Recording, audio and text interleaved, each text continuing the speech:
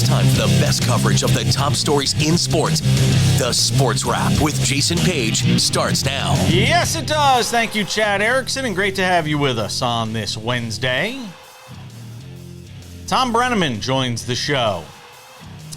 Had a chance to sit down with the new CW football and college basketball play-by-play man after his 4 years basically in media exile. In terms of the large mainstream media, after comments that he made that were, quite frankly, offensive back in 2020, certainly offensive to the LGBTQ plus community. And I thought, who better to talk to him for his first national TV interview than me? Somebody who is who identifies as openly gay, and I thought it was a great opportunity for him and a great opportunity for me to kind of understand one another. I was obviously very offended by what he said in 2020, and I thought this was a good opportunity for he and I to come together and sort of address what was said and what he's done to try and make amends for that since 2020. So part of that conversation you'll see on today's show. You'll see it in its entirety on Friday. We had a long-ranging conversation, wide-ranging conversation. You'll see it all on Friday. Paul Dottino covers the New York Giants for Giants.com. Also with WFAN, we will talk with Paul Dottino about the Giants as we continue to go around the NFL and training camps. But we start things out with Sam Yarnell, who is hanging out with us on the program. And Sam... Major League Baseball trade deadline has come and gone, and we're going to talk about winners and losers, but I'm just going to say it at the outset. A loser to me has to be the Baltimore Orioles. They did a lot without really doing enough, in my opinion. Given what they have for prospects, given what they had to potentially give up, the fact that, they did what they did last year and come back this year and are, with 60 games left in the regular season, are still leading the division. I just felt like they came up short in this deadline in terms of what they could have done. Trevor Rogers, was 2-9 or whatever with the Marlins this year. Meh. They traded away a couple of prospects. Meh. I just don't know what the Orioles are trying to say to their fan base with what they did at the trade deadline. No, you're exactly right, Jason. And even if you go back to before the deadline, right, in the pre-deadline days, like at the end of last week, and we talked about it on the show, they made a move with the Phillies, like a total lateral move for both teams. It really didn't make sense. And when we talk about the Rodgers trade, talking about the pieces that they send back in Connor Norby and Kyle Stowers, it's so hard for me to not say that this team overpaid. And I know, Jason, we've had this conversation on the air, off the air, and everywhere in between that you think that there's not enough space for these guys. But specifically Connor Norby, who's done really well in AAA this year. Both of these guys have major league plate appearances this season. I just felt like they were potential building blocks for future teams as the Orioles want to continue to try and build this franchise to being a championship contender, which they are completely on the brink of doing.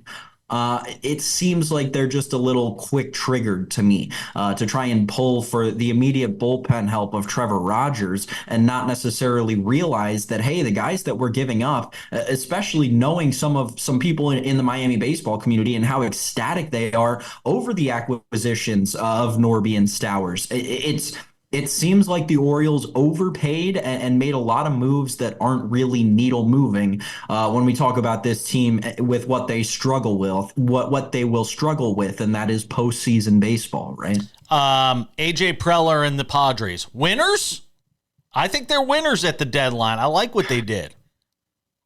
So the Padres, it has become apparent to me, like, I thought Foolish Baseball, Bailey had a great tweet last night, right when the Padres deal came out. The Padres have an unstoppable system of cultivating talent, incredible talent, and trading it away promptly. Let's not forget what they gave up for Juan Soto, right? I love talking about that deal whenever I can possibly bring it up. James Wood was the number 2 overall prospect in baseball, right behind Jackson Holliday for about an entire calendar year, if I remember correctly.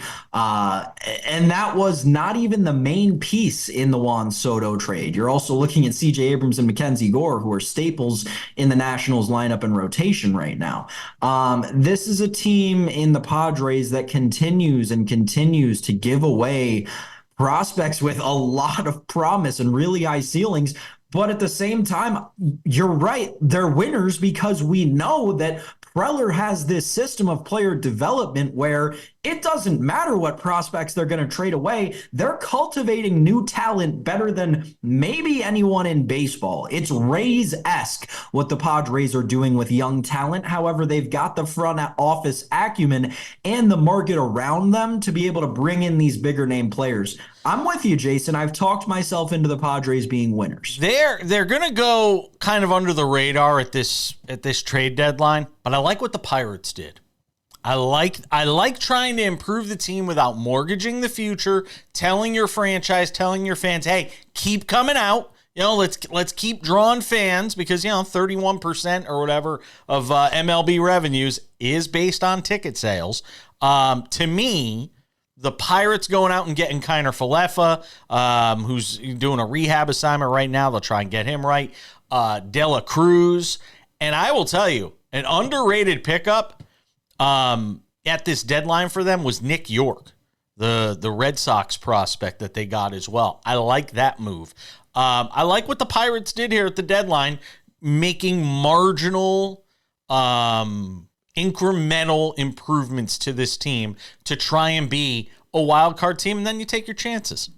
I love the Pirates wanting to stay in contention and not being sellers because it means we're going to get to see more Paul Skeens. By the way, Jason, have you seen Paul Skeens' NL Cy Young number after Zach Wheeler's blow-up start earlier this week? While you pull that up, I'll just say that I think the Nationals did great things at the deadline. I know this is going to sound biased, but I'm telling you folks, and Masson viewers, you'll appreciate this. This team is close. The Nationals made a lot of great moves. The haul they got from Cleveland for Lane Thomas is really, really impressive. I think the Nationals are really close to being contenders again. How about that Paul Skeens number? Wow, I just saw that. Chris Sale minus 110, still your favorite to win the Cy Young Award. And then Paul Skeens at plus 170. Not for nothing. If Paul Skeens wins Cy Young, knock on this cheap wood, Sam Yarnell, you will be the king of picks. We're coming back with Paul Dottino.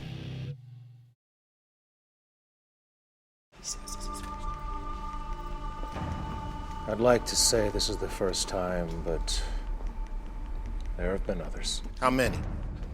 Who can keep track? You think this is a joke? Darling, we need answers, and you're gonna give them to us. Tell us again. My car broke down. I brought it here. I got stuck paying an expensive repair bill. So it's true. How much, darling? $2,300. But $2,300. What was I supposed to do? My transmission was shot. You pick up your phone and you call CarShield before the car breaks down. Plans through CarShield cover up to 5,000 parts and systems in your car. That's right. A plan through CarShield could save you on some criminally high auto repairs, especially if your car is out of warranty. So, call CarShield, America's #1 auto protection company, before a breakdown and save yourself from getting stuck in car repair jail. Let me guess. You hate saving money. Who hates saving money? Apparently you do. All you had to do was call CarShield. And you could have protected yourself against expensive repairs. Yeah, and then my price will go up the minute I file a claim. Shut up! CarShield has the price locked in. For as long as you cover your car. I guess I should have called CarShield? It's about time you said something that made sense. Now you know what you need to do next time. Bet he'll call CarShield now.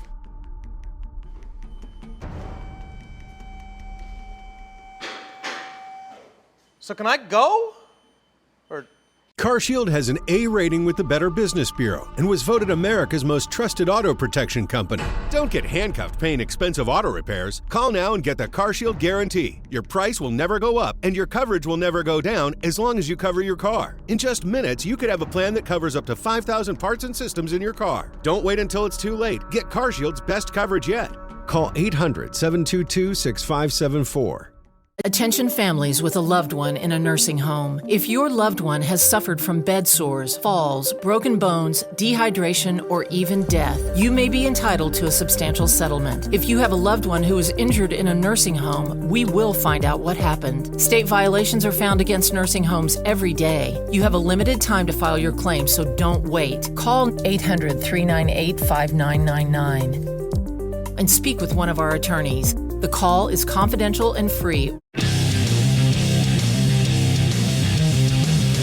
We continue on this Wednesday edition of the show as we continue to go around NFL training camps and get you ready for the upcoming season. I could talk Giants all day. And if I'm going to do it, I'll bring in this guy, Paul Dottino. Does it as well as anybody, has done it for a long time, covering the Giants, Giants.com. Paul, look, my question is simple. Am I getting Daniel Jones of 2022 or Daniel Jones of 2023 this year? Well, we won't find out about that until we find out about the offensive line first. I mean, the truth of the matter is the offensive line was functional in 2022. It was probably about the only time in the last 7 or 8 years that it has been, and Daniel Jones was allowed to be Daniel Jones. I will say this, physically, he is totally rebounded not only from the neck injury of a year ago, but also from the torn ACL. I know unofficially, I'm of the understanding that he is running, according to some of the electronic devices and gizmos that they wear during training camp, he is as fast, if not faster, than he's ever been. And so, athletically speaking, there is no reason for Daniel Jones not to be that type of quarterback again. He just has to have a decent offensive line in front of him. Is there a sense of him being sensitive to the criticism? Because there's been a lot of it in this offseason. There was talk about the team dealing him, going and getting a quarterback. I mean, all these different things. Is there a sense that he's hearing that, or has he just been shutting it out and just trying to get himself right for this year? He says he shuts it out, much like Eli always used to tell us. But I can tell you, knowing both of those guys extremely well, they did hear some of the whispers. And the truth is, it actually emboldens both of them. They are such similar personalities in so many ways. And it's one of the reasons why the Giants badly wanted to draft Daniel Jones, because it takes a very different kind of animal to live in the cage and succeed in the cage known as the New York market. Jason, you know this very well. This is not a surprise to you, but it may be to a lot of other people around the country. This is a place that can make you or break you. And if anything, Daniel Jones has been emboldened by whatever criticism has leaked through his defense walls and gotten into his heart. This is a guy who is very much wanting to prove people wrong. Devin Singletary replaces Saquon Barkley, who obviously goes to Philadelphia. What is the sense of the drop in the running game and where they make that up? It becomes more of a running back by committee now. Singletary, ever since he's been in the pros, he's been the lead back in a committee, not a bell cow, but a lead back in a committee. And every one of those years, whether it was in Buffalo or Houston, that team has gone to the playoffs. So you can win with a Singletary. He does everything well. He's steady. He's durable, reliable. They like him a lot in terms of his pass protection and also his ability to be a very good leader for the young backs in the room. That, of course, being Tracy and Gray, and maybe even, who knows, it's possible Dante Miller, the little turbo from Columbia via South Carolina, may even make the running backs room this year. Give me some thoughts on how you felt this team operated via the draft and sort of where guys can make the most immediate impact in terms of what they did in the draft this year. Well, you could just stop with Malik Neighbors. That's it. Number 6 overall pick. I mean, Jason, is there any reason to go any further? Everybody and their mother, grandmother, aunts, and uncles all said at the Combine that there are 3 mega impact wide receivers in this draft between Harrison, Neighbors, and Odunze. You've all seen it during Hard Knocks. The Giants had to get one of those guys, and they did. And Neighbors, since he's been here, physically gifted exactly as advertised. There is absolutely no question about his toolbox or his skill set. The question will be, how quickly does he become that impact player? Can he do it within the first month of the season? Can he do it by the middle of the season? I mean, rookies mature at different levels. If he can do it sooner rather than later, maybe with a couple of 100-yard games out of the box in the first month of the season, defenses will have to pay attention. That will change everything for this Giants offense. What has Brian Daboll learned season 1 to season 2 to where we are now? The successes, obviously, the unexpected successes of that first season versus where the team was last year and where they come in this year. Where do you feel like he's changed, grown, adapted? Well, I don't think there's any doubt that he has softened his agitation and his temper a little bit. I mean, I think we have to remember when he took the Giants job 2 years ago, it was his first head coaching job at any level. That's an important factor to remember because that is a different chair than what he had ever experienced before. And it came pretty easy for him in that the Giants won 9 games, went to the playoffs, and he was NFL Coach of the Year. It's pretty hard to learn anything when you have so much success early, especially when you're, quote, a rookie.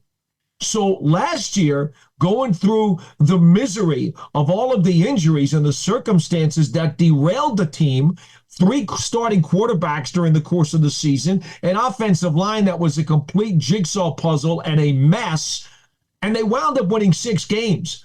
I think what Brian Daboll learned last year was that when things get tough, he does have the ability to get guys to be gritty and to fight and to play for him and to motivate them, because the Giants did a real yeoman's job just to get the 6 wins last year. Yeah. And they were competitive in a number of other games as well.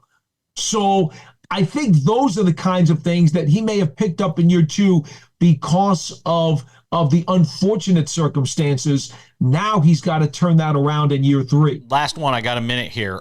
Shane Bowen, you move from Wink Martindale to Shane Bowen.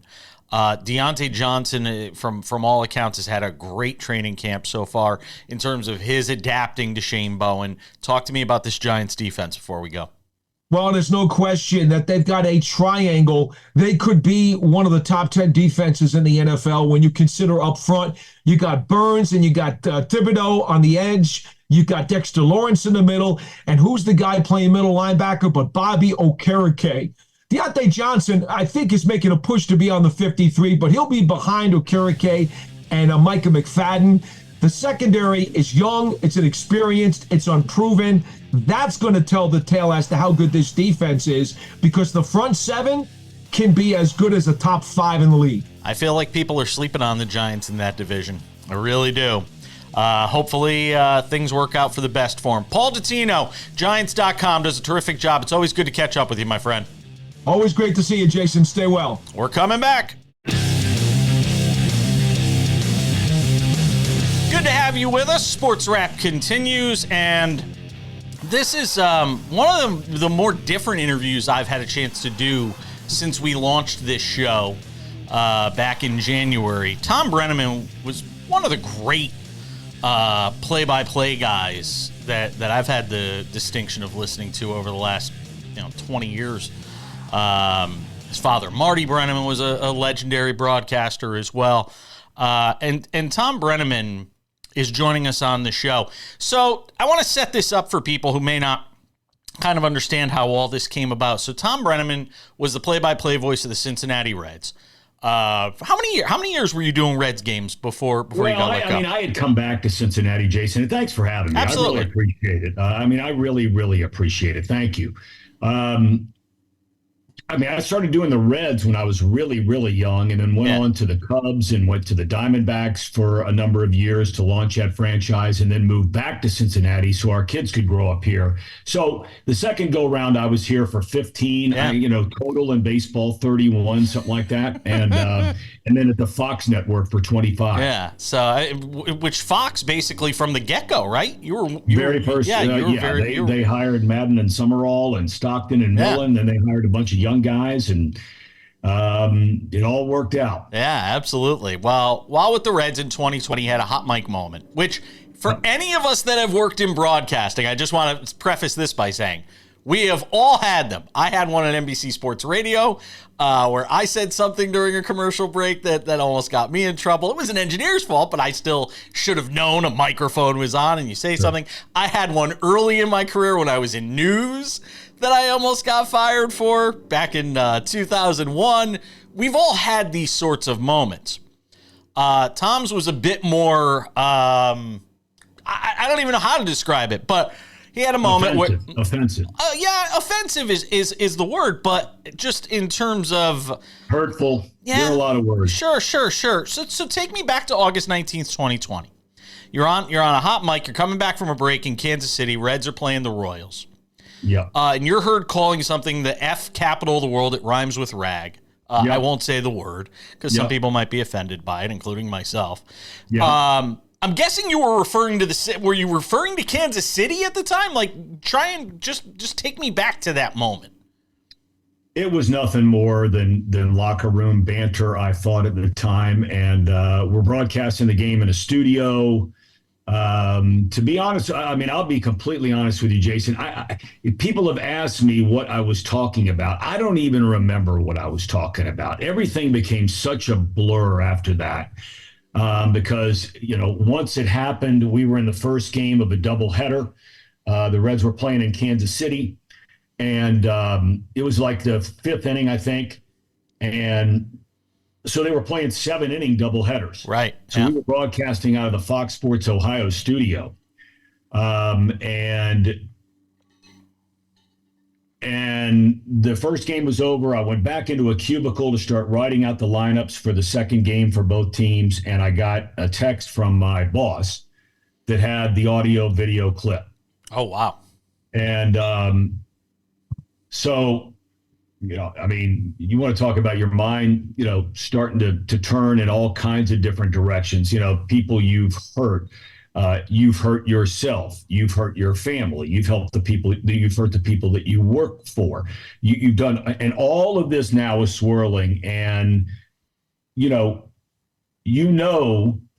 that the chances are very, very good that you're not going to be working those games much longer, including the next hour. Is that literally your immediate thought, though? Or well, yeah, because what happened was, it was strange, Jason. What happened is that normally I would have a computer with me that sort of has a website of the Reds games where fans might be having conversations about things that maybe we missed on the telecast. Well, there was nothing of any of this that was on that. It did not go out over the air of the people that are in Reds country, the people that are in their territory. It went out over MLB TV.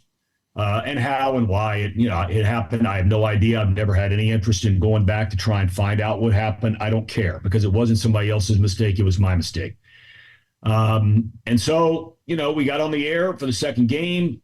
Now the stuff's blowing up everywhere. My boss has told me, he said, look, we're going to take you off the air. I said, well, could you please let me try and apologize? And, that in and of itself has taken on a whole sort of, oh, God. Yeah. I was doing the best I can under the situation. No pity, no nothing. No, I don't want any of that.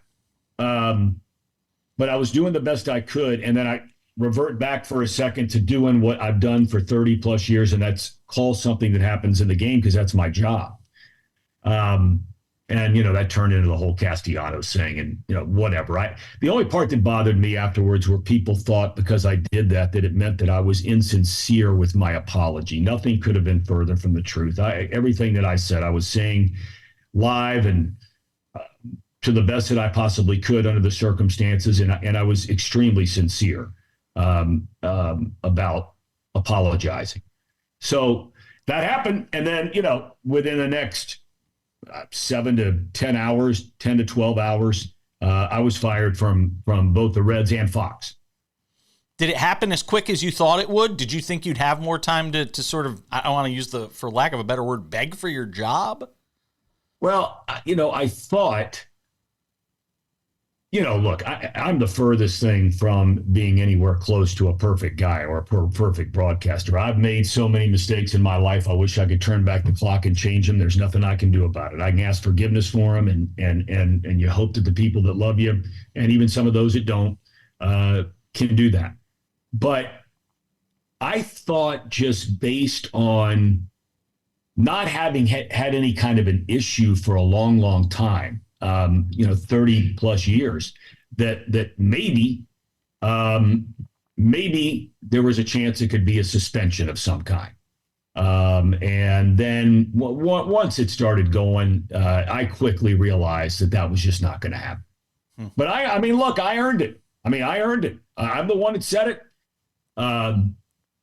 And I'd do anything in the world to change it, because I have said this before. There are people out there, and understandably so, 1,000%, that will think, because I use that word, that I am a homophobe. I will go to my grave. It's automatic. You're going to get that. You're going to get hit. Well, of course. And like I said, it's not a surprise. But I can put my pillow on the head every single night, if nothing else. And I know that there is not a sliver of truth to that. All right. And never has been. Let's expand upon that. We're going to take a quick break, because in TV, I don't get to just talk forever anymore. We're coming back. More with Thom Brennaman. Don't go anywhere.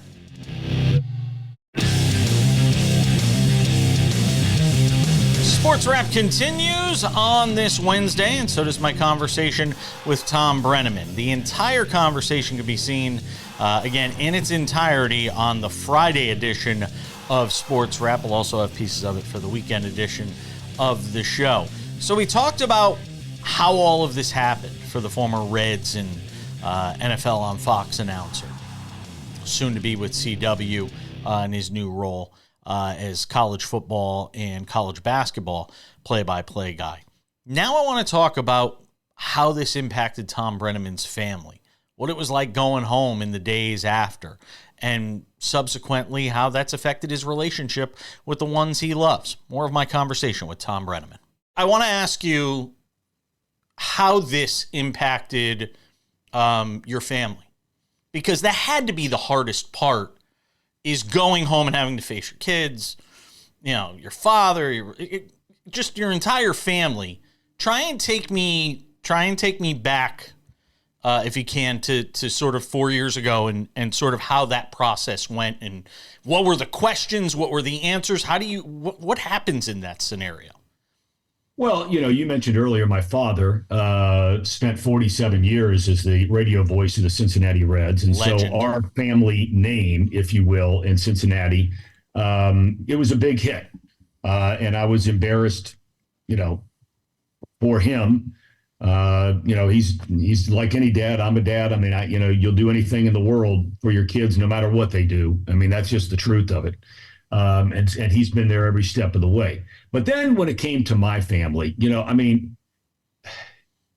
my wife, I know I really hurt her. And all of a sudden now some of the things that were being said about me, if she'd go places or whatever it might be.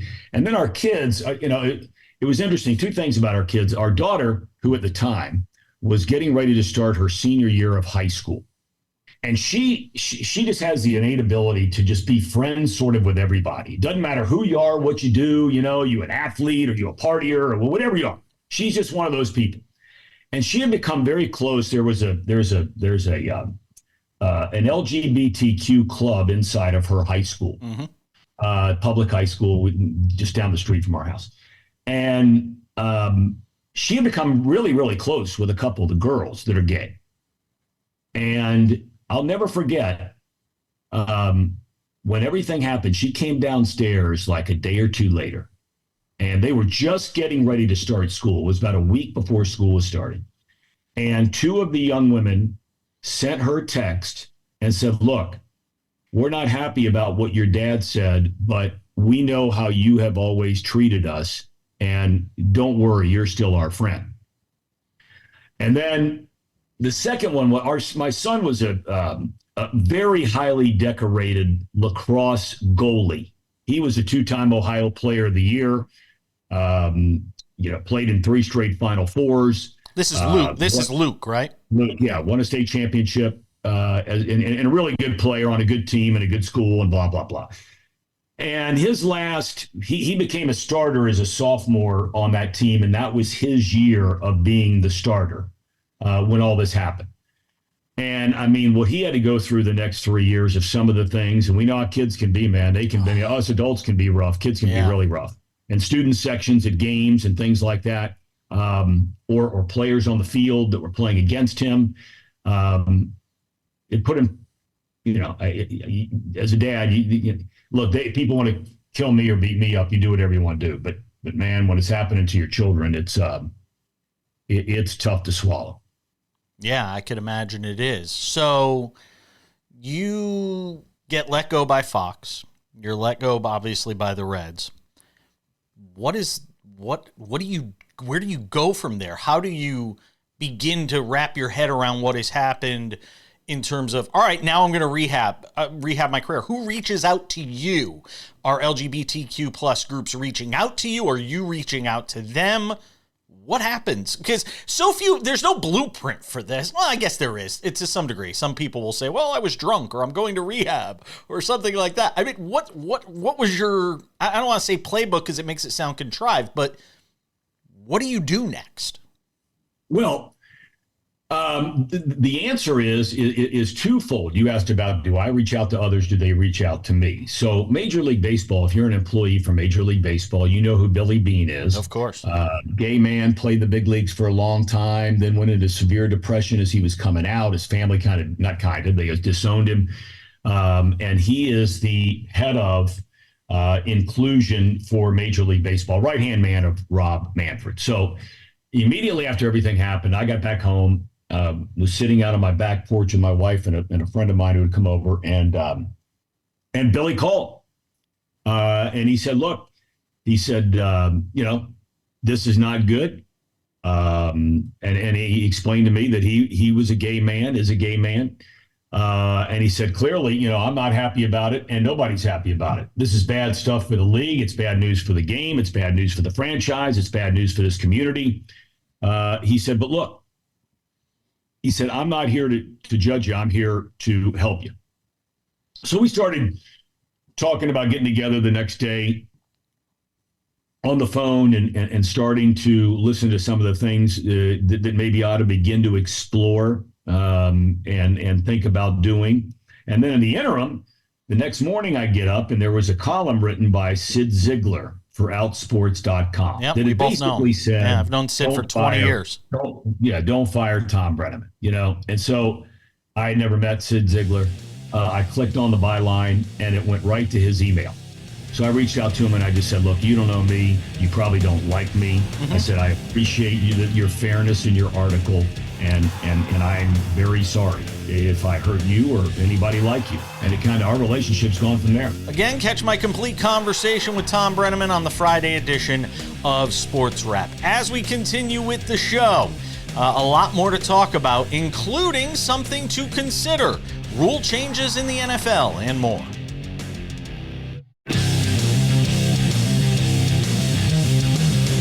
All right, it's segment 5 on this Wednesday, which means it's time for something to consider. Something to consider, Sam Yarnell. How does the NFL continue to succeed in spite of itself? We're going to make you pay $2,000 if you want to see every NFL game this year. Did you see that, by the way? I think it's $2,000.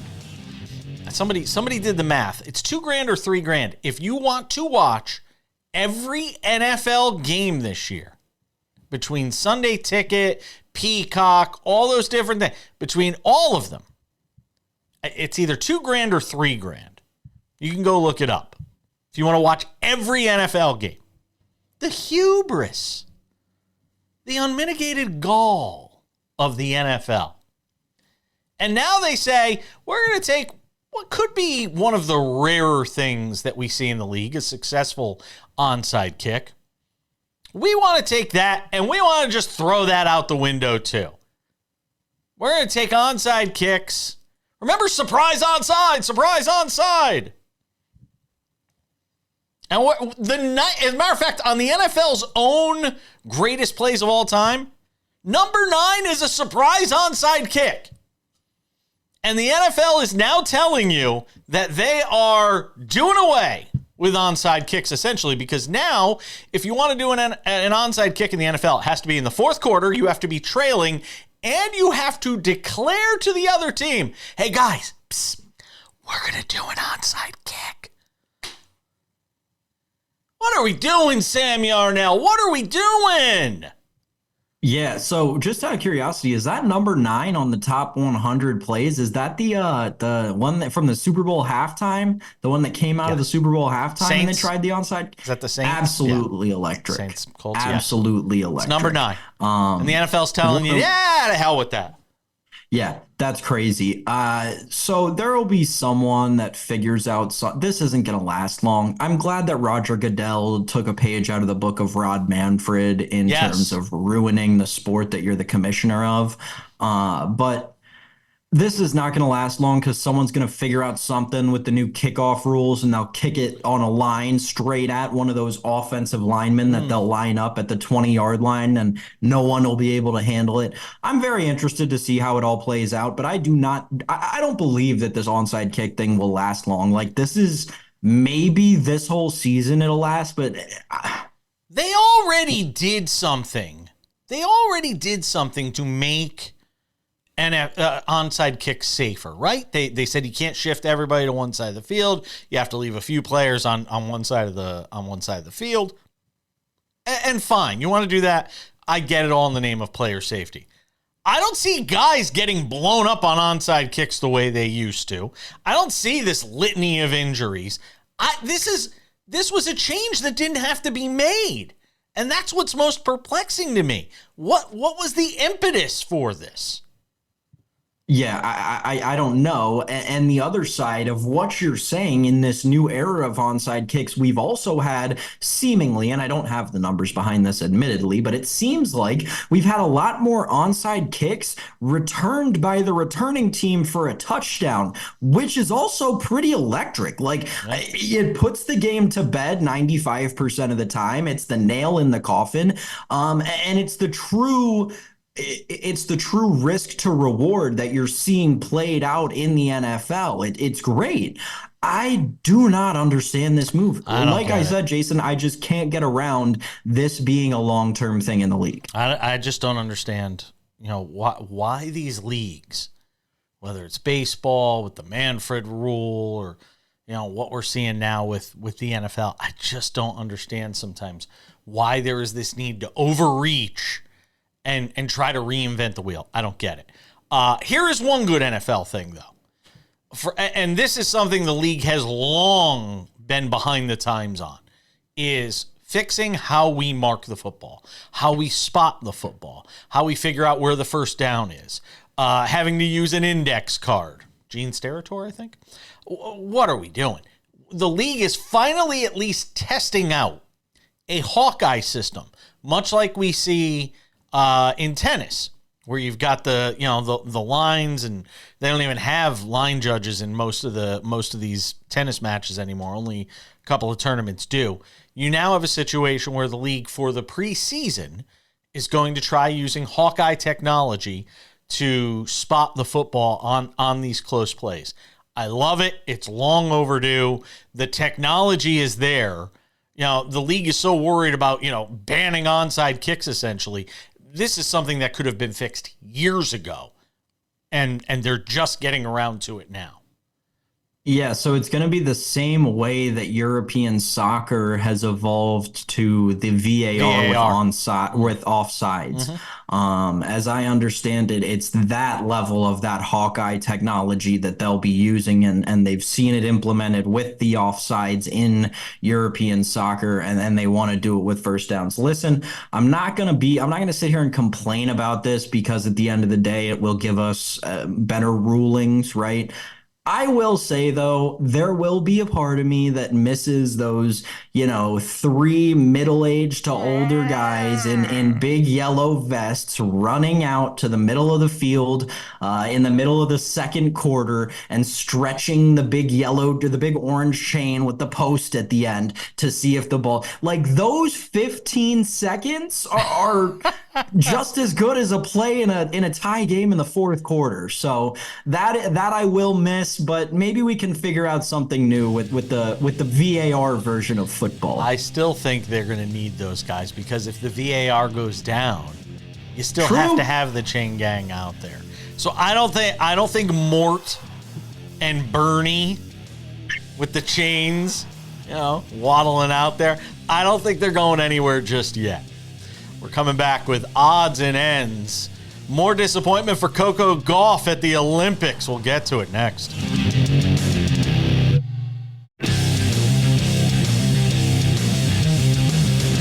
Just about time to put the wraps on this baby for a Wednesday. Back with you on Thursday. USA, South Sudan. We will recap that. What's the U.S. favored by at last check here? Let me see. Can we 29 get some number on that? Hold on, Sam. Let me see. What's the number on USA and South Sudan? 28.5 is the latest number. Without any further delay, ladies and gentlemen, time for some odds and ends. Sam, you laying the 28.5? I told you yesterday on the show, Jason, we'll go first quarter at the time it was minus 9.5 plus 114. I'm not sure. I'm trying to check right now what our first quarter spread is. Still minus 9.5 and now plus 120. So yeah, we'll take that. I'll still take the over. 191.5. I like that. That's my favorite number. All right. Odds and ends. Speaking of the Olympics, it's not been a good one for Coco Gauff. Oh. Her and Kim Pegula losing, or Jessica Pegula. Why did I say Kim Pegula? Whoa. The Bills. Yeah, I know. Jessica Pegula out of the doubles. So Gauff gone from singles, gone from doubles. Her Olympic dreams kind of going up in smoke over there at Roland Garros. And certainly a setback for the U.S. in the whole tennis department. Kind of going up in smoke. Is there a triples event that I don't know about? Oh my goodness. Coco Gauff and Jessica Pegula too, but Coco Gauff, what happened?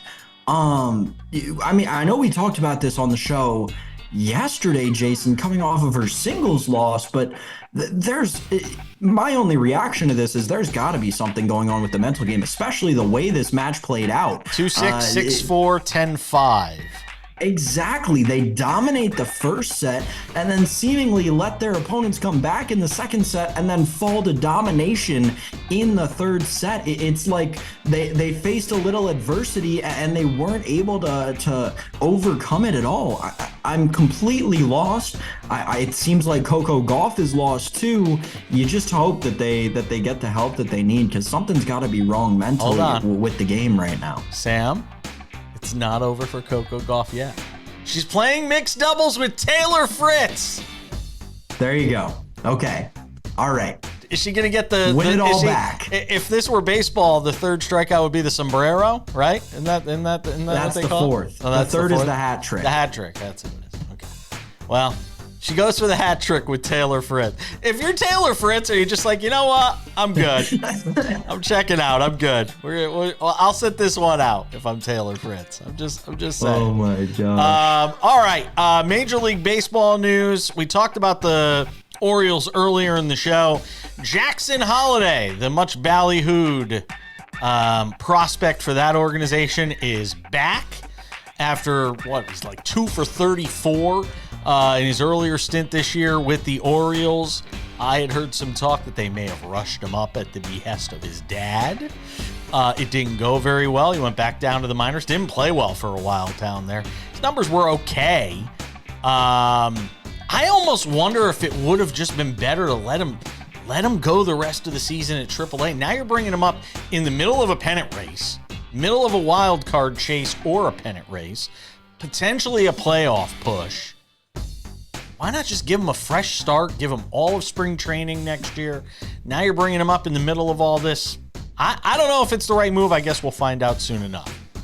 I'm with you, Jason. I can't get there. Again, we talked earlier in the show about the Orioles, and it was hard for me to not bring this up then, but the Orioles have gotten to a point where I'm very confused by their plan, by their course of action, especially in this division race. And obviously being from the DMV area, knowing as many people as I do in the baseball world, I've talked to a few baseball people around this kind of situation, and it seems like a lot of general confusion. I just don't understand why, like you said, when we know he struggled earlier in the season, why are we going to call him up now under the brightest lights in the middle of this playoff race, in the middle of this division race with the New York Yankees, who have acquired a new player and seemingly had life injected into them right after we were ready to write them off for dead.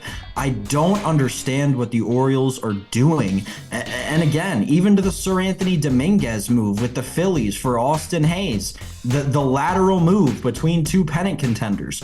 The Orioles seem lost to me. I really don't understand the vision. Holiday, 271, 431, 477 for the slash line. 10 home runs, 38 RBI, 75 walks in 73 games. We will see how he fares. Congratulations to DJ Moore. Got himself a bag, a big fat bag. How about to the tune of $110 million, much of which is guaranteed. He better make Caleb Williams look like the next coming. That's all I'm going to say. It's a lot of money for DJ Moore. It is. It really is. You can only hope that the Bears become very good and this contract looks really cheap in about 5 years because the salary cap goes up. I will say with relation to the salary cap, the Bears did do an effective job of middling it because I do believe the salary cap is due to go up in the very middle of this contract. Yeah. So they won't have to worry about it for at least a couple of years. I don't know. Bears are 4 confusing. years. The Bears are the Orioles of baseball. It's just weird. 4 years, football, I should say. 4 years, $110 million for DJ Moore. It's going to do it for us today. Thank you, Thom Brennaman. Thank you to Paul Dottino, and thank you to you, Sam Yarnell. We'll see you all back here on Thursday for more Sports Wrap. Have a good one.